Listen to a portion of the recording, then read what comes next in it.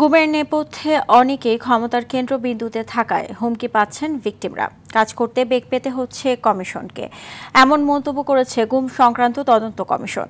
দুপুরে গুলশান সংবাদ সম্মেলনে সংস্থাটির প্রধান বিচারপতি মইনুল ইসলাম চৌধুরী বলেন, ১,৮৫০টি অভিযোগের মধ্যে ২৫৩ জনের গুমের তথ্যভিত্তিক দলিল পেয়েছে কমিশন। রাজনৈতিক শক্তি ও ভিন্ন মতাবলম্বীদের দমনের উদ্দেশ্যে গুমকে হাতিয়ার হিসেবে ব্যবহার হয়েছে বলে মন্তব্য করেছে গুম সংক্রান্ত তদন্ত কমিশন। এদিকে ১৩১ জন ভিকটিমের সন্ধান ও উদ্ধারের জন্য আইজিপি বরাবর চিঠি দেওয়া হয়েছে বলে জানায় সংস্থাটি। গুমের ঘটনায় সবচেয়ে বেশি র্যাবের সম্পৃক্ততা পাওয়া গেছে বলেও দাবি করে কমিশন।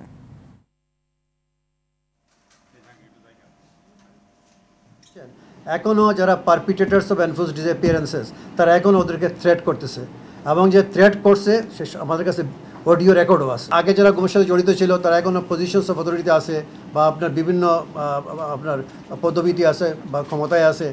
তাদেরকে কী করবে বা কী করবে না সেটা সরকারের ব্যাপার, সেটা আমাদের কোনো ব্যাপার না। That is none of our business.